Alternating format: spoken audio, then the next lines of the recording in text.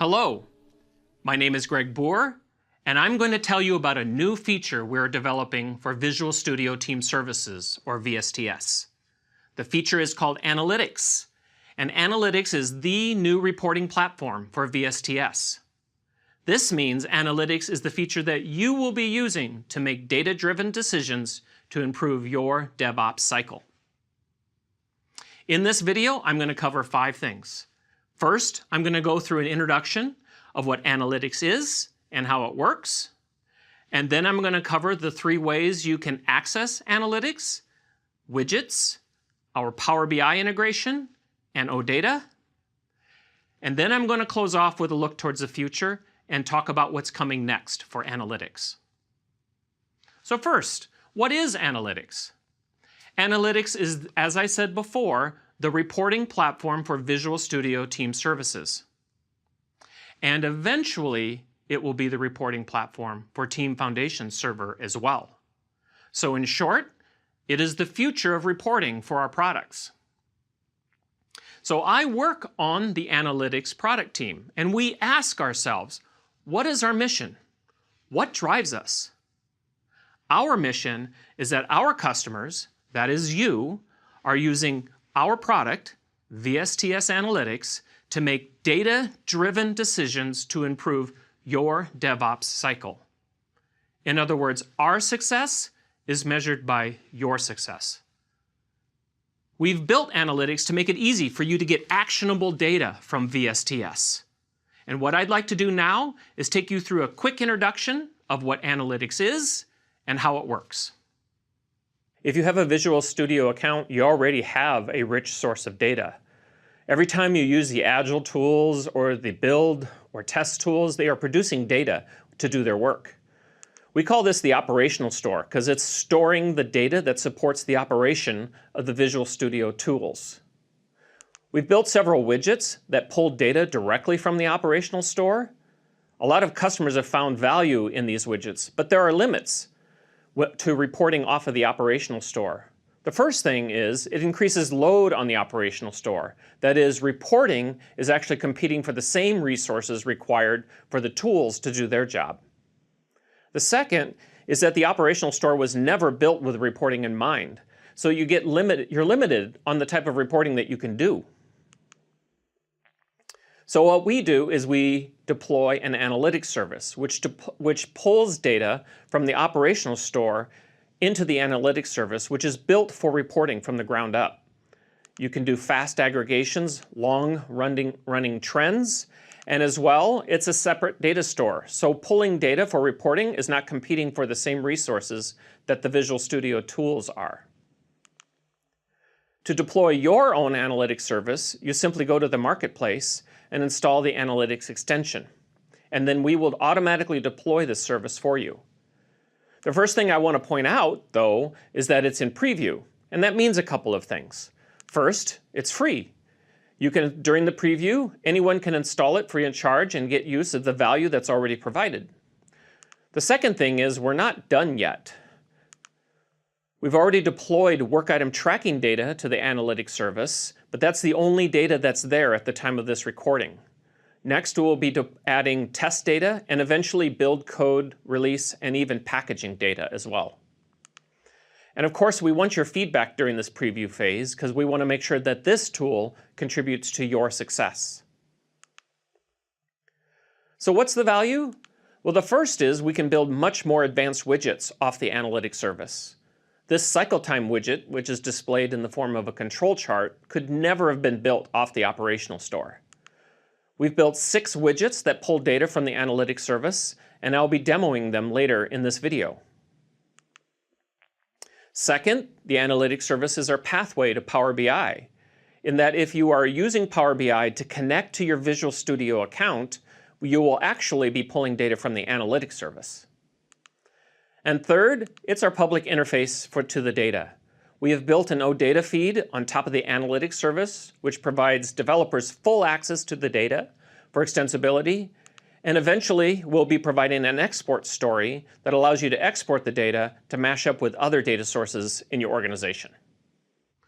Okay, we've covered the basics of analytics, so let's dive into widgets. Widgets are the easiest way to access the data in VSTS Analytics. We like to say that they provide instant insights into your data. You just add them to your dashboard, you configure them, and immediately they're displaying data that you can use to make decisions based off of. So let's dig in now and I will show you the widgets that we have today. Before we get started, if you haven't already, go to the Visual Studio Marketplace and install the Analytics extension on your account. Everything I'm showing you in today's video is going to be available after you install the extension. So let's look at the widgets. What I've done here is I've put together a dashboard that highlights the different widgets that are available with the Analytics extension. We have a velocity widget, which answers the question of how the team has been performing over the past several sprints. Here we show what a team has planned for a sprint compared to what they actually delivered. The cumulative flow diagram shows work in progress plotted over time.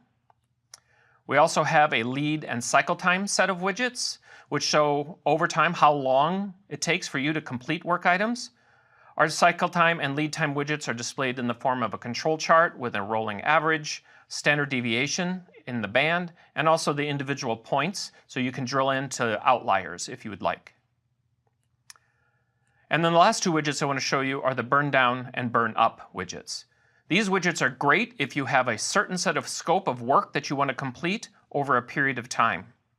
Here we're burning down a set of story points over a period of time. And the widget tells you, based on historical data, that it's expecting you to complete this on a specific time. And here we're saying that we're going to be completing on the expected time. The burn up widget is just like the burn down widget, except for you're burning up scope towards a total scope line rather than burning down. Here we're seeing that the projected completion is beyond the end date. We're going to need 11 more days to complete this work, so maybe some scope needs to be adjusted here. These are the 6 widgets that are available now, and we're going to be developing more and more widgets for the Analytics extension in the coming months. Widgets are great.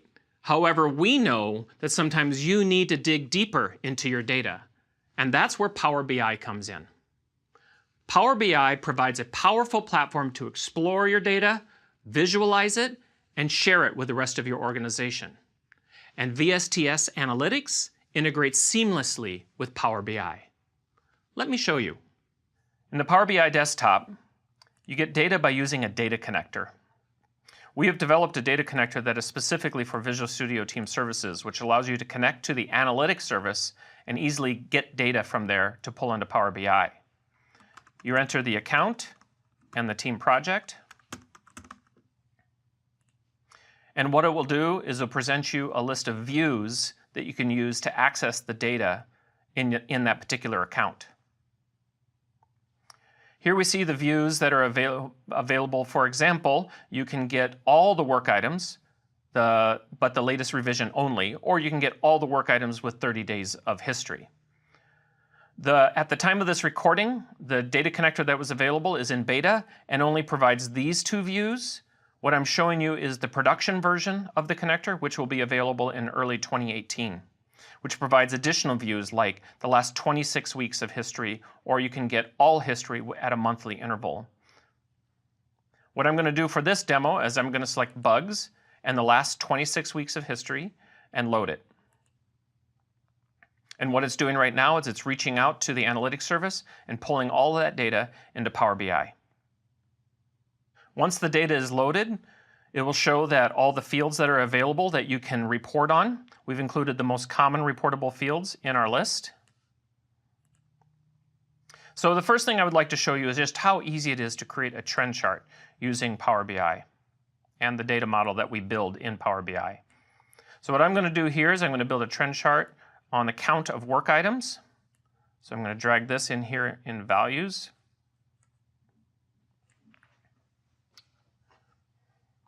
And make sure that it's a count. And then to do a trend, it's as simple as dragging this date field, which we've included for easy trending, to the axis.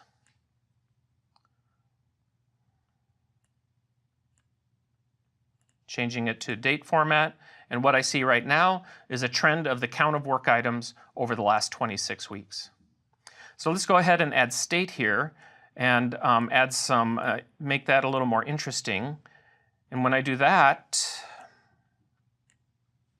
you'll see that the closed items, which is represented by this black item, is really the majority of the items, and active and resolved items are smaller.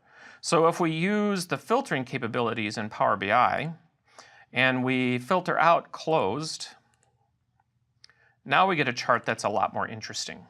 Now I get insights into my data that make me ask the question, why were my active work items hovering around 50 here in the summer, but slowly have been creeping up to over 100 over the last part of the year? So that gives me insights into my data where I can go have a conversation with the team. But let's ask the data some questions. Let's ask the data how long it's taking to complete work items. So I'm going to create a chart here, which is going to be on cycle time. The first thing I'm going to do is add isCurrent to a filter here. And what that means is I'm going to be reporting on not historical data, but the latest revision of the data here. Cycle time represents how long an item takes to complete. So we'll go ahead and drag that on and make sure that we're doing average.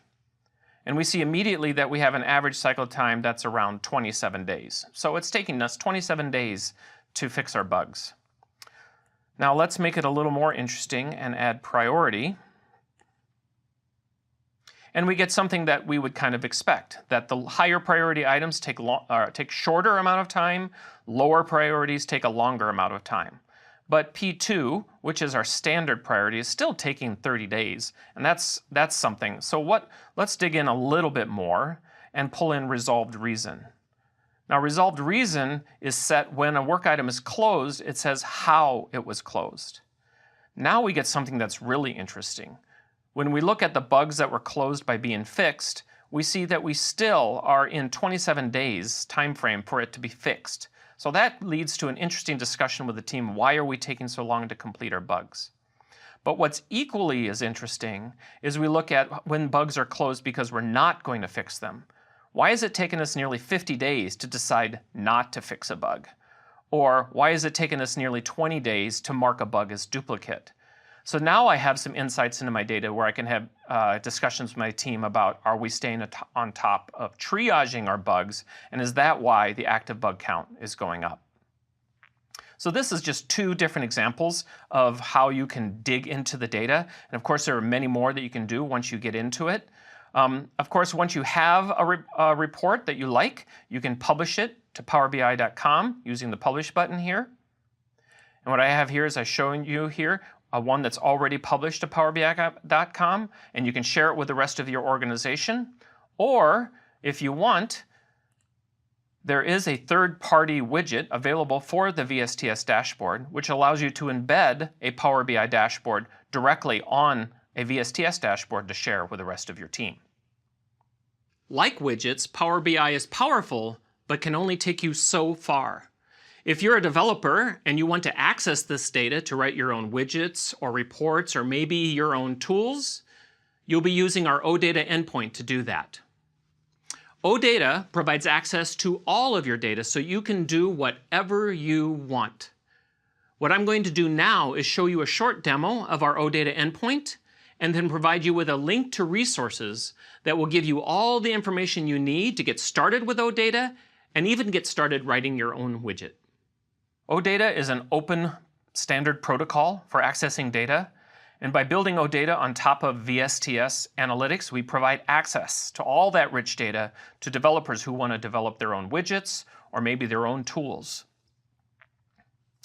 What I'm going to do is do a brief demo on a few OData queries using Visual Studio Code with a plugin that allows me to run queries directly from it. I have a few standard queries here that I want to show you. The first one here accesses the OData endpoint for work items and filters only those work items that are assigned to me. So this is going to go through all 600,000 work items that are in this account and return only the ones assigned to Greg Boer. So when we go ahead and access the command palette, we see we can open this OData query, and it's going to open it over here.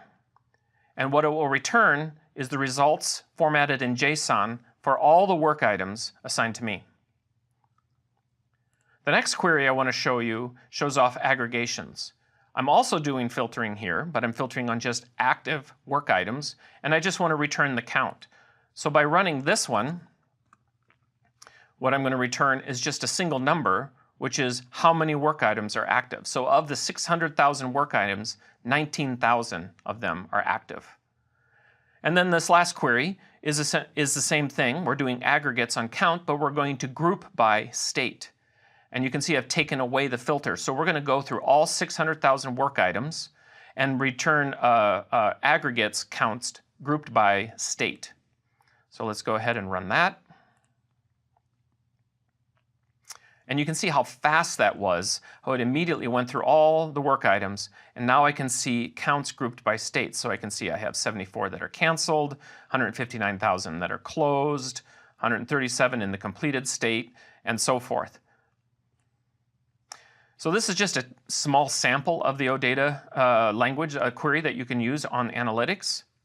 If you want to learn more, you can go to our documentation on how to extend analytics with OData, and we'll get you started with some quick starts, some tutorials, and even get you started creating your own widget. To close up, I would like to talk a little bit about the future. In short, I want to answer the question, what's next with analytics? So what is next?